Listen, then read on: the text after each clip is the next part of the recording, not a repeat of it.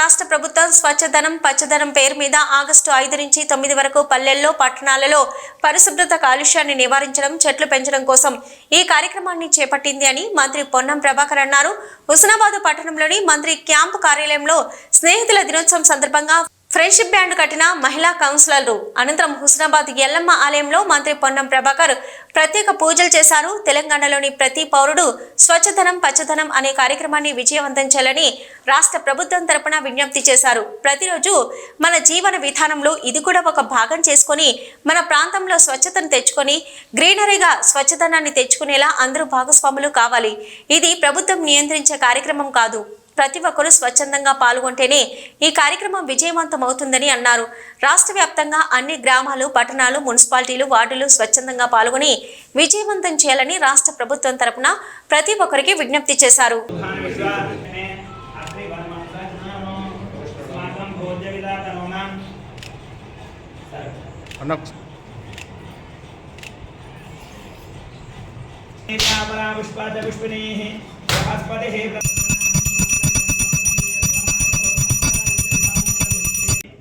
जय बोलो अम्बे माता की जय, जय बोलो रेणुका माता की जय।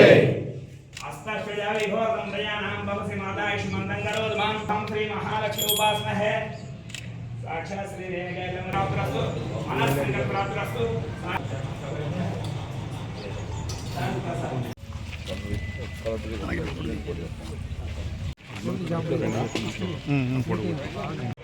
ఈ రోజు స్నేహితుల దినోత్సవం స్నేహితులందరికీ స్నేహితుల దినోత్సవ శుభాకాంక్షలు తెలియజేస్తా ఉన్నాను. ఆగస్టు 5 నుండి తెలంగాణ రాష్ట్ర ప్రభుత్వం స్వచ్ఛదనం పచ్చదనం పేరు మీద 9 వరకు పల్లెల్లో పట్టణాల్లో ప్రతి ప్రాంతంలో పారిశుద్ధ్యానికి సంబంధించి అదేవిధంగా భవిష్యత్తుకు సంబంధించిన కాలుష్య నివారణకు సంబంధించి చెట్లు నాటే కార్యక్రమం తీసుకుంటూ ఉంది.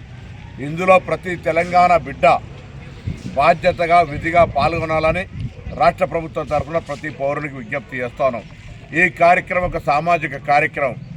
రోజు మీ యొక్క విధి నిర్వహణలో మీ యొక్క కార్యక్రమాల జీవన భాగంలో ఇది కూడా ఒక భాగం చేసుకొని మన ప్రాంతంలో మనం స్వచ్ఛదనాన్ని తెచ్చుకొని మరి గ్రీనరీగా పచ్చదనాన్ని తెచ్చుకునే విధంగా అందరూ కూడా భాగస్వాములు కావాలని కోరుతూ ఇది ఎవరో ప్రభుత్వమో లేకపోతే ఇంకెవరో నియంత్రించే కార్యక్రమం కాదు, లేకపోతే మార్గదర్శకత్వం చేసే కార్యక్రమం కాదు.